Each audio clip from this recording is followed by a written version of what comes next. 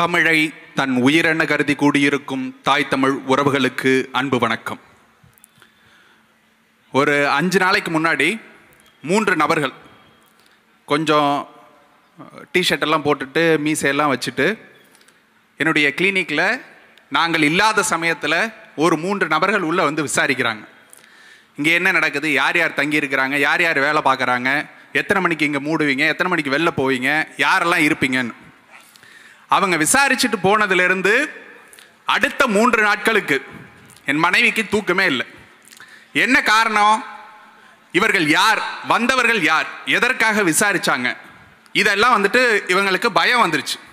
ஒருவேளை இங்கே நாம் தமிழர் கட்சியில் இருக்கக்கூடிய முக்கிய நிர்வாகிகள் பலரும் கொலை செய்யப்படுவது போல ஒன்னையும் யாரையும் குத்தி போட்டுருவாங்களோ அப்படின்னு ஒரு பயம் வந்துருச்சு.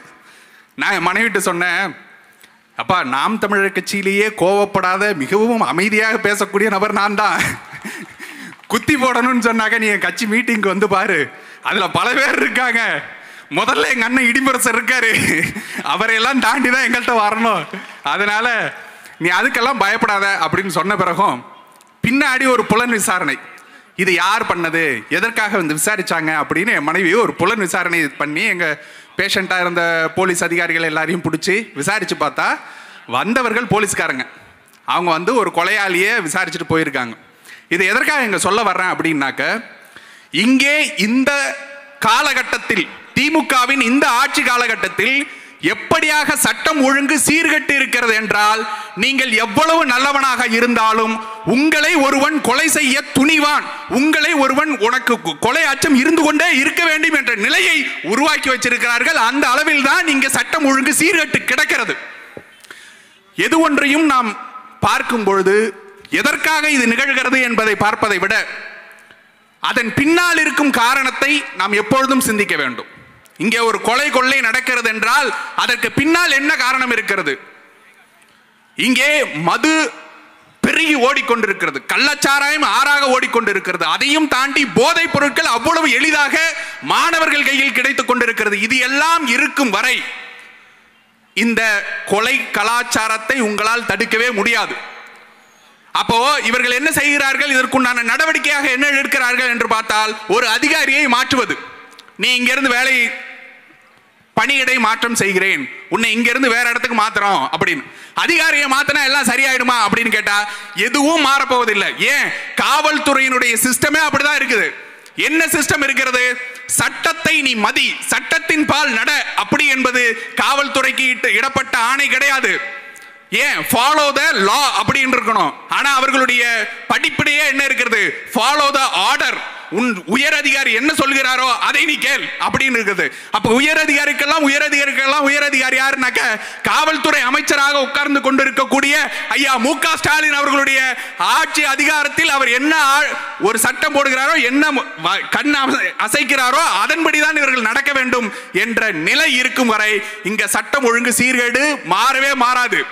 அப்போ இங்க இருக்கக்கூடிய அதிகாரிகளை மாற்றி புண்ணியம் இல்லை. ஐயா முதலமைச்சரே, உங்களையே மாற்றணும், அதுதான் இங்க சட்டம் ஒழுங்கை சரியாக நிலைநிறுத்தும். அதை கூறிக்கொண்டு எங்கள் கண்டனத்தை மிக வலுவாக பதிவு செய்கிறோம். இரண்டாவதாக எடுத்து பார்த்தீங்கன்னா மின்கட்டண உயர்வு. அதனுடைய காரணம் என்ன? there is no such as free meal அப்படிங்கிறார் மில்டன் ஃப்ரீட்மேன் என்று சொல்லக்கூடிய ஒரு பொருளியல் அறிஞர் சொல்கிறார், உங்களுக்கு இலவச உணவு என்று ஒன்று கிடைக்கவே கிடைக்காது. யாரோ ஒருவர் உங்களுக்கு இந்த சைடுல இலவசமா கொடுக்கறாங்கன்னா பின் பாக்கெட்ல இருந்து வேற ஒன்னு உருவிட்டு போறாங்கன்னு அர்த்தம். இங்க உங்களுக்கு இலவசமா 1000 ரூபாய் கொடுக்கறான்னா வேற ஒரு இடத்துல விலையை ஏத்த போறான்னு அர்த்தம். பஸ் விலையே இங்க இலவசமா பஸ் கொடுக்கறான்னாக்க கணவன்ட்டு இருந்து அந்த பஸ் விலையை ஏத்த போறான்னு அர்த்தம். அப்படியாக மின் கட்டணம் உயர்வு என்பது தவிர்க்க முடியாதது என்று இவர்கள் சொல்வதற்கு காரணம் என்ன அப்படின்னு நீங்க பின்னோக்கி ஆராய்ஞ்சு பார்த்தீங்கன்னாக்க, இந்த மின்சாரத்தை உற்பத்தி செய்யக்கூடிய அனைவரும் தனியாராக இருக்கிறது தான். ஏன் நீங்க இது அரசாங்கம் உற்பத்தி செய்யறது இல்ல? ஒரு மின் பூங்காவை அதானியால் உருவாக்க முடியும், உங்கள் அரசால் உருவாக்க முடியாதா? உருவாக்க முடியும், மிக எளிதாக உருவாக்க முடியும். ஆனா நீங்க என்ன நினைக்கிறீங்க? அணு உலையை நோக்கி நாம போவோம் அப்படிங்கிறீங்க. ஐயா ஈலான் மஸ்க் கிட்ட ஒரு பேட்டியில கேட்கிறாங்க, நீங்க ஏன் சோலார் பவர் நோக்கி போறீங்க?